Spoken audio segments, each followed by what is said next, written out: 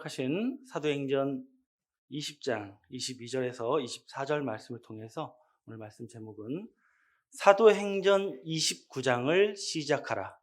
사도행전 29장을 시작하라 라는 제목으로 오늘 하나님의 말씀 함께 고쳐보도록 하겠습니다.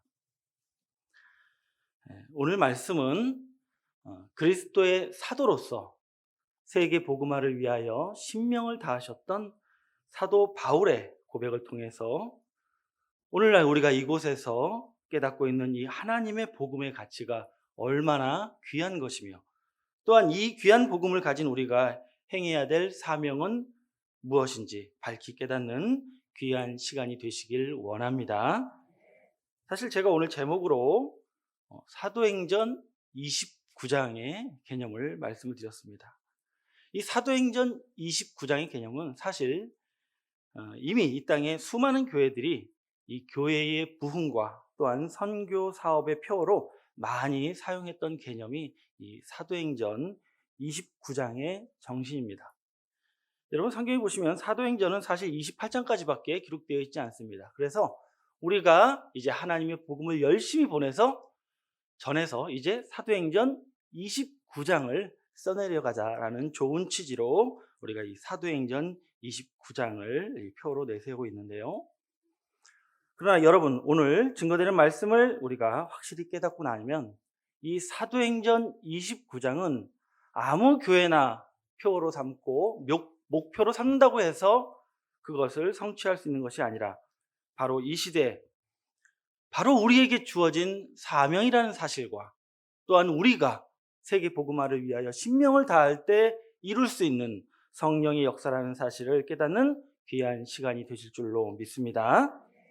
자, 먼저 오늘 이 본문으로 말씀드렸던 이 사도행전이라는 성서는 예수님께서 승천하신 이후에 주님의 사도들이 그리스도의 복음을 들고 세상으로 거침없이 정진하셨던 그 힘찬 사도들의 행적을 기록한 말씀입니다. 여러 사도들 가운데서도 특별히 이 사도 베드로와 사도 바울의 행보를 중점적으로 기록하고 있는데요.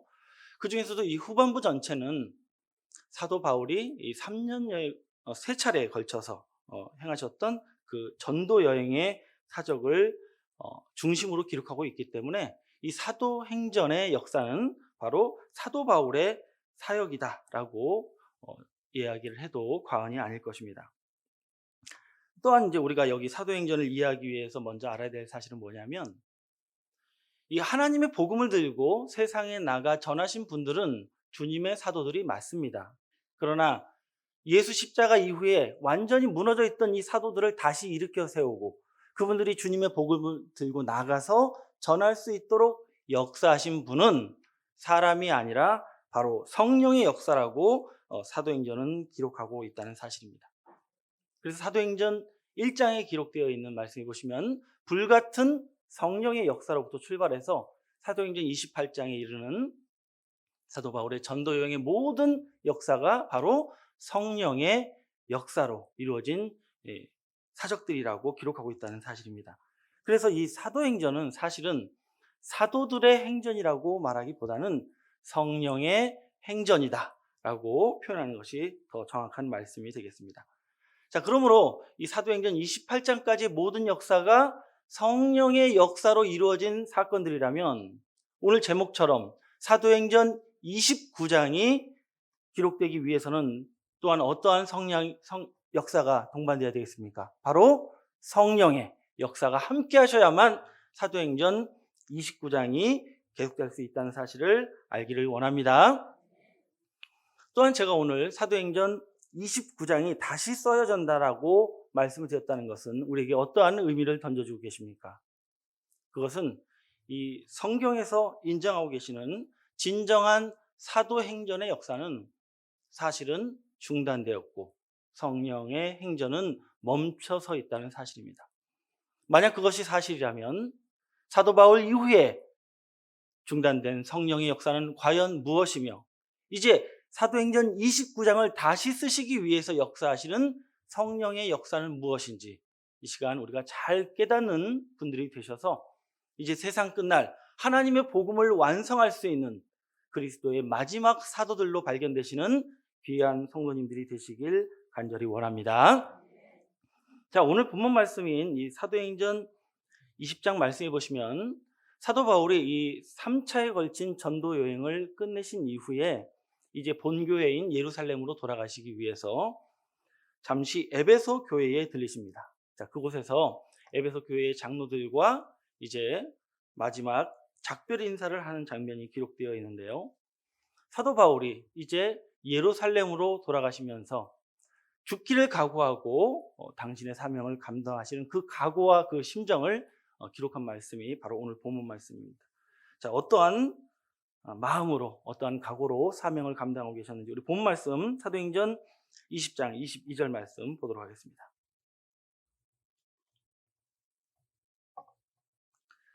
22절 말씀입니다.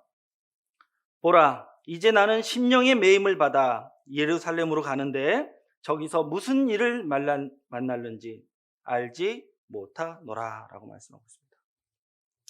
자, 여기서 사도 바울이 나는 심령의 매임을 받아서 라고 말씀하고 있는 것은 나는 성령의 명령을 받아서 예루살렘으로 가는 것입니다 라고 말씀하고 있는 것입니다. 결국 어떤 역사입니까? 성령의 행전을 내가 나아가고 있다라고 고백하고 있는 것입니다. 그런데 문제는 이 후반부에 보시면 저기서 무슨 일을 만날는지 알지 못하노라. 내가 예루살렘으로 돌아가면 과연 어떠한 위험을 만날는지 가늠할 수 없어서 참으로 두려운 마음이지만 그러나 나는 이 여정을 끝까지 가겠다라고 고백을 하고 있는 것입니다. 그럼 과연 예루살렘에 어떤 위험이 있느냐? 우리 23절 이어서 보시면 오직 성령이 각 성에서 내게 증거하여 결박과 환난이 나를 기다린다 하시나 라고 기록하고 있습니다. 사도 바울이 두려워하고 있던 이유는 이미 성령께서 사도 바울이 예루살렘으로 가면 무엇이 기다리고 있어요? 결박과 환난이 기다리고 있다라고 알려주셨기 때문에 과연 얼마나 큰 위험이 기다리고 있는지 가늠할 수가 없었기 때문에 이제는 정말 나의 길이 마지막이 될 수도 있기 때문에 마지막으로 이 사랑하는 에베소의 성도들과 마지막 작별 인사를 하고자 에베소에 방문했던 것입니다. 이처럼 뻔히 자신이 죽을 수 있다는 사실을 알면서도 왜 사도 바울은 예루살렘으로 가고자 했는지 우리 24절 말씀 이어서 보겠습니다. 24절 보시면 나의 달려갈 길과 라고 말씀하고 있습니다. 자신이 가는 길이 어떤 길이에요? 주님의 제자의 길이 어떤 길입니까? 달려가는 길이라고 말씀하고 있습니다. 그냥 문득 서 있거나 천천히 걸어가는 그러한 신앙은 제자의 길이 아니라 달려가는 신앙만이 제자의 길인 줄로 믿습니다. 근데 나의 달려갈 길과 주 예수께 받은 사명 곧 하나님의 은혜의 복음을 증거하는 일을 마치려 하면은 나의 생명을 조금도 귀한 것으로 여기지 아니하노라 라고 말씀하고 있습니다. 바로 당신께서 주님께 받은 사명 무엇입니까? 하나님의 은혜의 복음을 증거하는 일을 마치기 위해서 나의 생명을 아낌없이 내려놓고 가고자 한다라고 고백하고 있는 것입니다. 결국 사도 바울이 밝히고 계신 당신이 목숨을 걸고 달려가시는 이 사도의 길, 이 사도 행전의 목적은 무엇입니까? 바로 하나님의 은혜의 복음을 전하는 일이요. 그 복음의 사명을 마치는 것이 당신의 길이라고 고백하고 있는 줄로 믿습니다. 그래서 이 말씀을 끝으로 사도 바울은 이제 예루살렘으로 돌아가시게 되고 성령의 예고하신 바대로 유대인에게 고발당해서 투옥되십니다. 그리고 가이사라라는 곳에서 2년 동안 감금되어 계시다가 이제 로마 황제에게 재판을 받기 위해서 다시 또 로마로 가시게 되는데 거기서도 하나님의 복음을 전하시고 그 복음을 전하시다 순교하심으로 생을 마감하시게 됩니다. 이처럼 사도 바울이 자신의 생명보다 소중하게 여겼던 그의 사명은 무엇입니까? 다시 말씀드립니다만 바로 하나님의 은혜의 복음을 전하는 일이었다는 사실을 알기를 원합니다.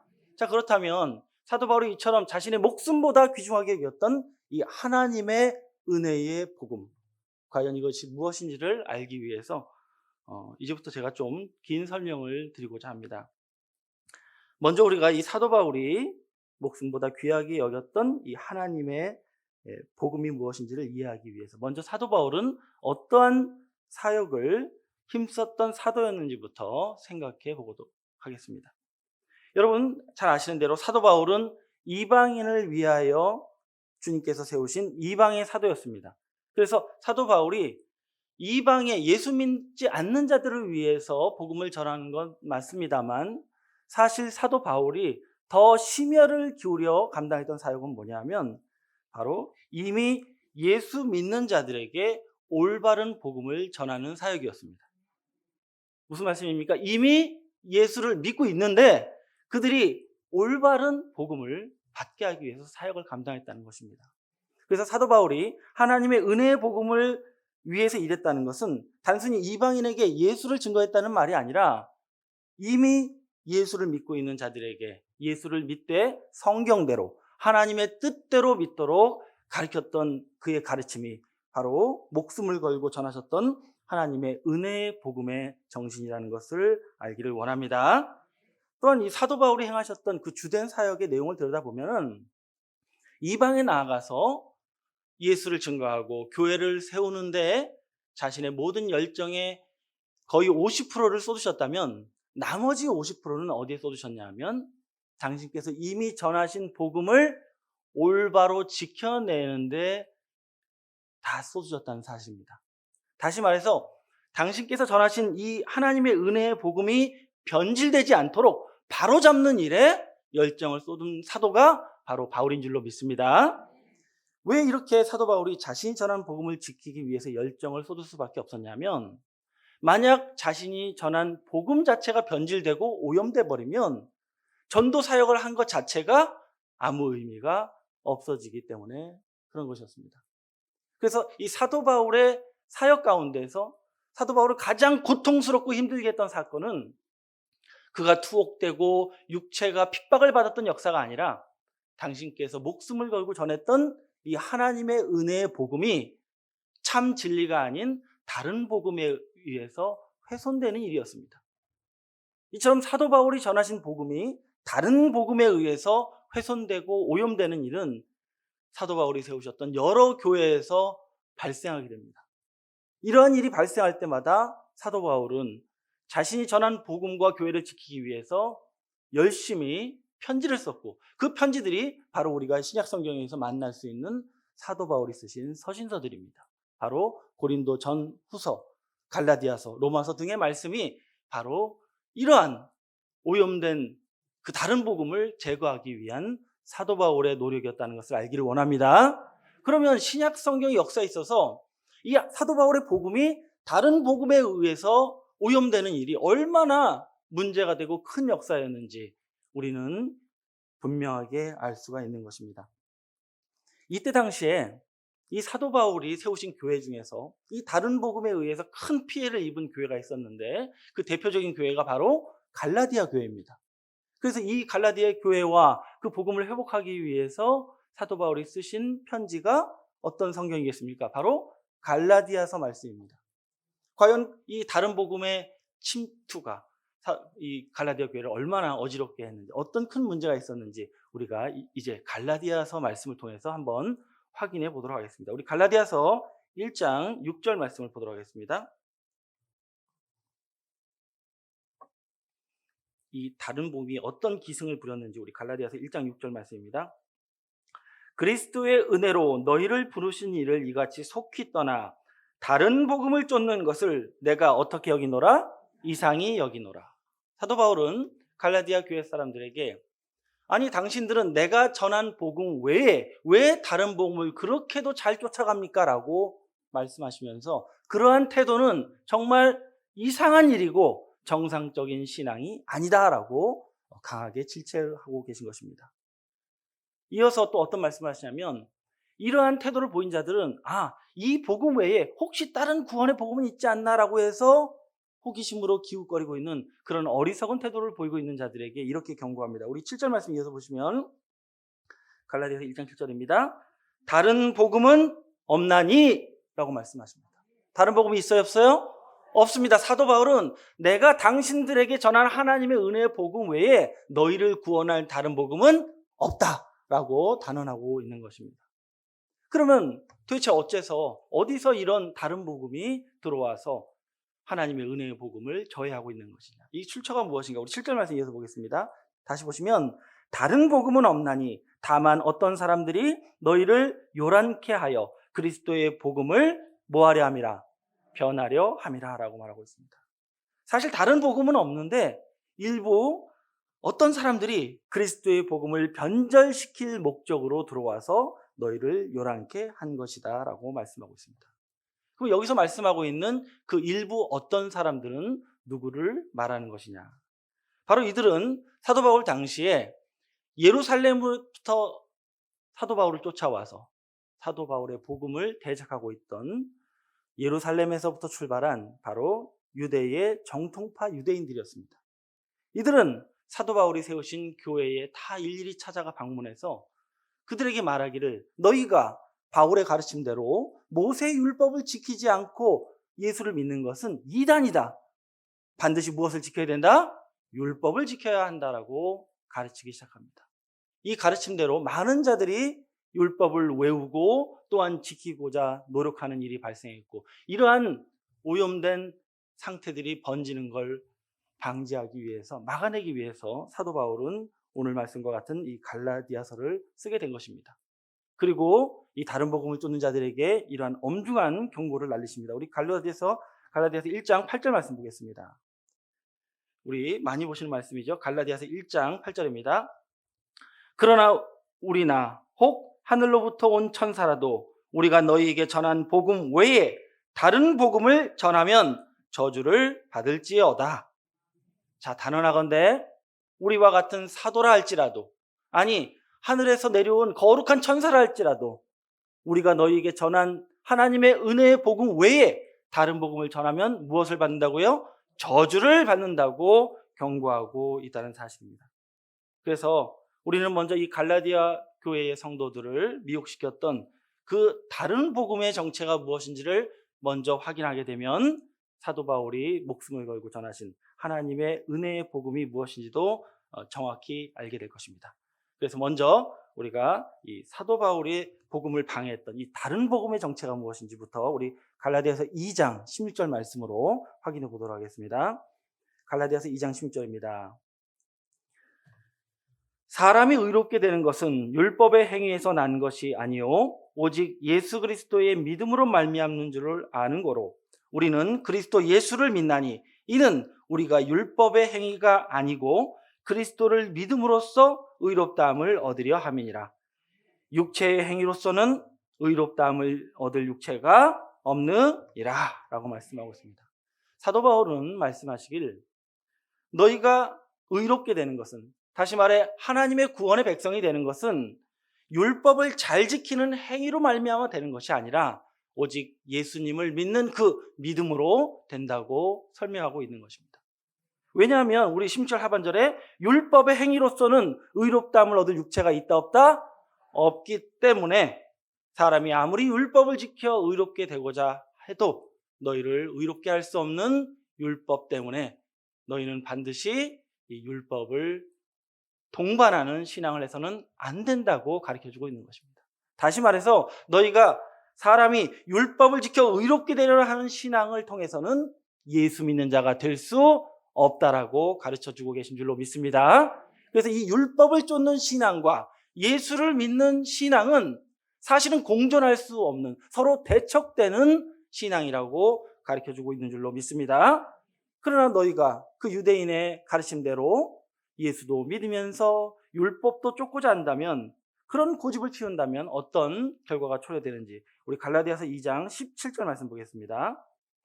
17절 말씀 보시면 만일 우리가 그리스도 예수 안에서, 예수 안에 있다는 건 무엇입니까? 우리가 예수를 믿으면서 의롭다함을 얻으려 하다가, 무엇을 얻으려 하는 거예요?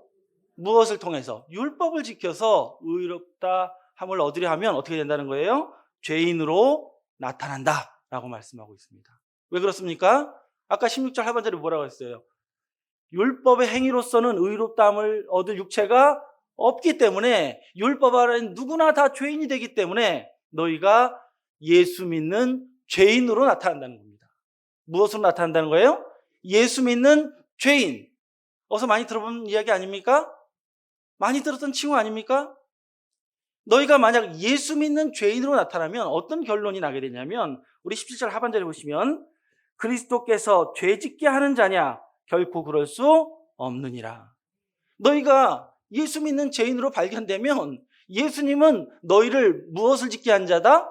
죄를 짓게 한 분이 되는 것이니 이게 말이 되냐?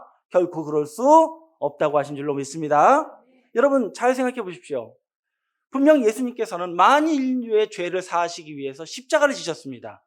그러면 예수 믿는 자들은 분명 죄에서 벗어나야 되는데, 예수를 믿음에도 불구하고 여전히 예수 믿는 죄인으로 나타난다면 예수님은 뭐하러 십자가를 지셨고 너희는 무엇하려 예수를 믿느냐라고 책망하고 계신 줄로 믿습니다.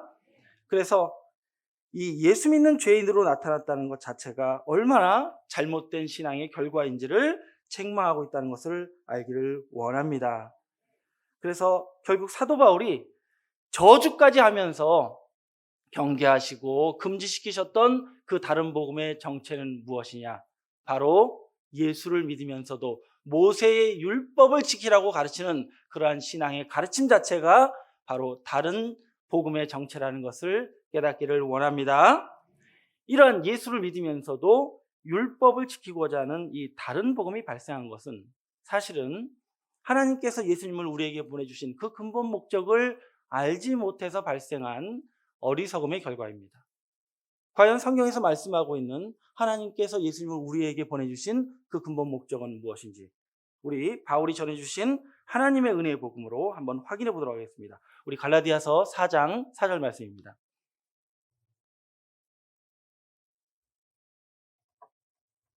사절입니다. 때가 참에 하나님이 그 아들을 보내사 여자에게 나게 하시고 율법 아래 나게 하신 것은 이라고 말씀하고 있습니다. 자, 하나님께서 이제 내 백성들을 구원할 때가 되었다 생각하시고 이제 그 아들 예수님을 보내주시는데, 굳이 여자에게 나게 하시고 굳이 율법을 지키는 그 율법 아래에 있는 유대인으로 태어나게 하신 이유가 무엇이냐? 우리 5절 말씀 이어서 보시면 율법 아래에 있는 자들을 뭐 하시고 속량하시고 우리로 아들의 명분을 얻게 하려 하심이라 라고 말씀합니다. 우리 주님을 일부러 여자의 몸에서 태어나게 하시고 율법 아래에 나신 이유가 무엇이냐?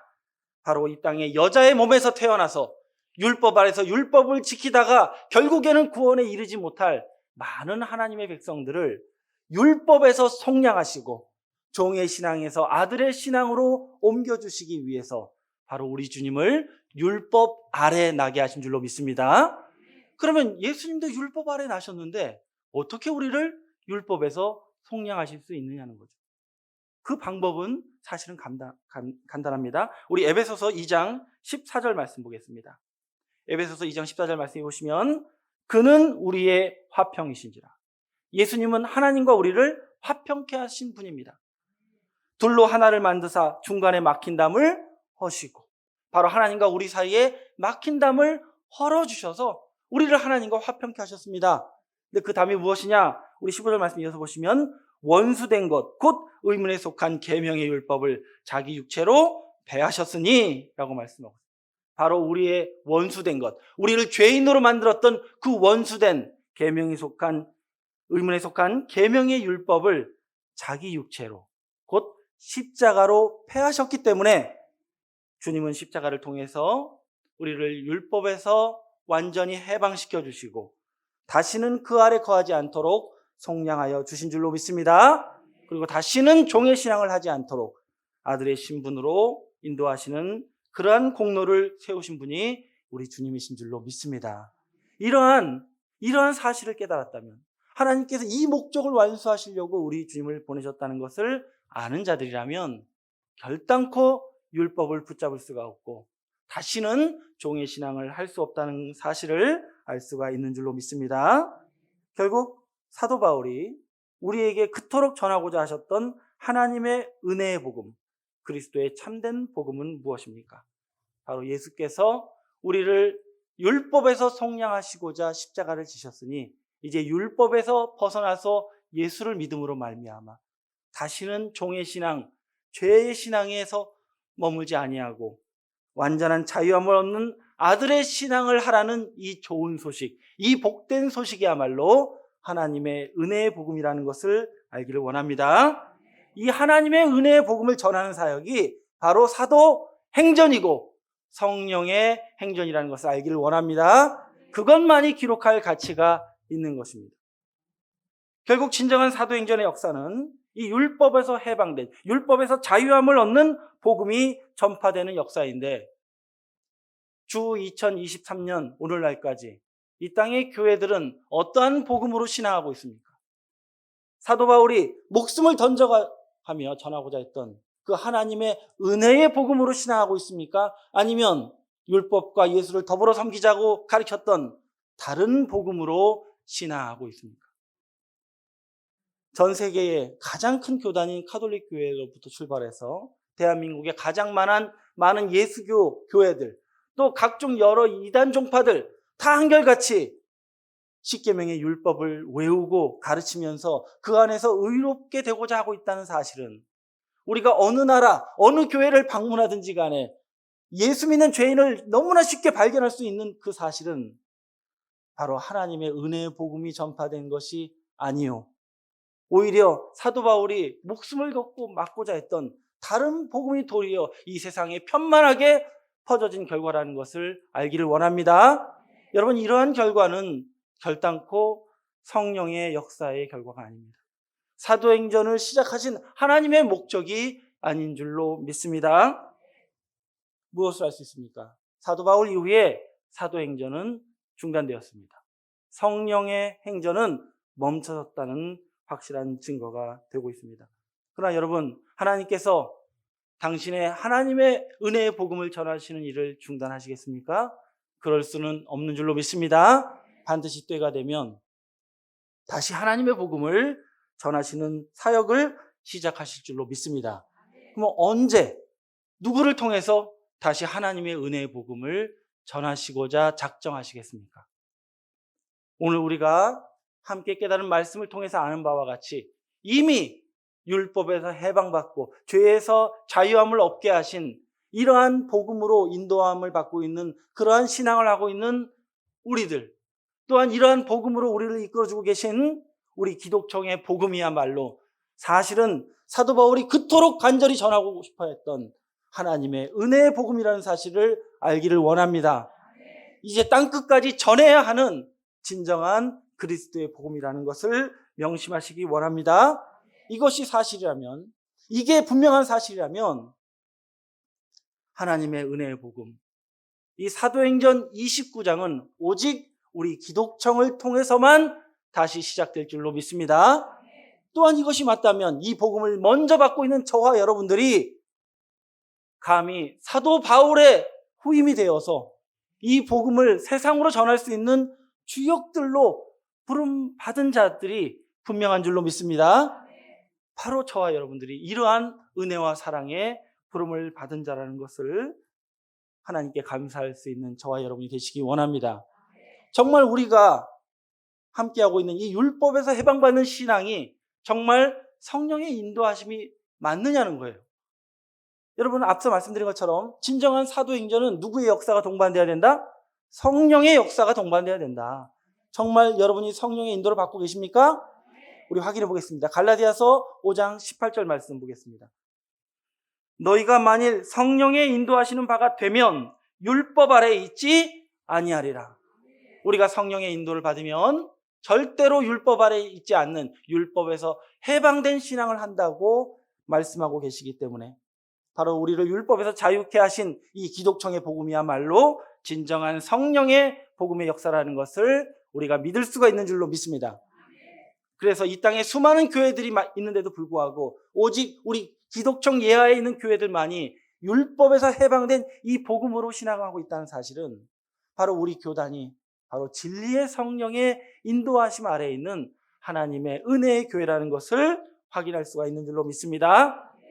이렇게 성령께서 함께 하시고 있는 이상 사도행전은 누가 다시 시작한다? 우리가 다시 시작하고, 우리가 입을 열 때, 우리가 말씀을 전할 때, 기독청의 복음이 전파될 때 사도행전은 시작되는 줄로 믿습니다. 아니, 이미 출발한 줄로 믿습니다. 그래서 올 한 해 2023년도는 여러분 이제 각자의 삶이 여러분 개인의 삶이 아니라 바로 사도행전 29장을 시작하는 원년이 되시길 원합니다. 마지막으로 우리가 이 기독청의 복음을 통해서 사도행전 29장의 사명을 완수하려면 우리는 어떤 신앙을 해야 되겠습니까? 누구처럼 신앙해야 되겠습니까? 네, 사도 바울. 사도 바울이 앞서 제가 말씀드렸죠. 몇 가지 일을 하셨습니까? 크게 두 가지 사역에 힘쓰셨습니다. 첫째는 이 복음을 전하시는 일. 두 번째는 무엇입니까? 이 복음을 지켜내는 일입니다. 왜 그렇습니까? 우리가 아무리 전해도 이 복음이 지켜지지 아니하면 전하는 것 자체가 물거품이 될 수도 있기 때문에 그렇습니다. 그래서 가장 먼저 이 복음의 주체가 되는 저와 여러분이 우리의 복음으로 바로 서길 원합니다.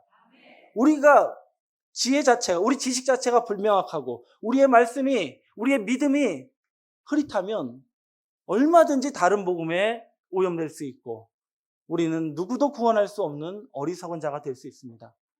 여러분, 확실한 지식과 확실한 깨달음으로 여러분의 신앙을 무장하는 한 해가 되길 원합니다.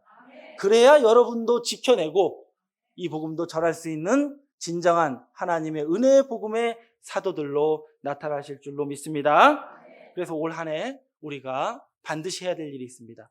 바로 이 복음의 예배를 지키시는 수호자들이 되시길 원합니다. 이 복음으로 몸된 이 교회의 모든 사역에 여러분도 동참하는 자들이 되시길 원합니다. 물론 우리가 당회장 목사님보다 더 앞설 수는 없습니다만 그분이 서 계신 그 자리에는 누구도 반드시 있어야 됩니까? 예, 이 복음의 사도들이 함께 계시길 원합니다.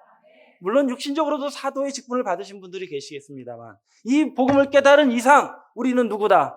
예수 그리스도의 사도라는 그 자부심으로, 이 자랑으로 여러분 올 한 해도 이겨내시는 저와 여러분이 되시길 원합니다. 그래서 올 한 해를 마칠 때에는 사명자가 거두시는 그 열매 속에 우리가 더 보탠 열매가 있길 원합니다. 우리의 열심이 이제 열매로 나타나길 원합니다. 한 명 전도하기가 너무나 어려운 세상입니다. 그러나 우리는 포기할 수가 없습니다. 왜 그렇습니까? 우리에게 이미 하나님의 은혜의 복음이 있기 때문인 줄로 믿습니다. 우리가 감히 사도 바울의 후임자들이 됐습니다. 우리가 원하진 않았지만 우리가 이런 큰 은혜를 누리고 있습니다. 여러분, 그분을 부끄럽게 하지 마시고 사명자의 기쁨이 되시는 귀한 사도들이 되시길 예수님의 이름으로 축원을 드립니다. 감사합니다. 말씀 마치겠습니다.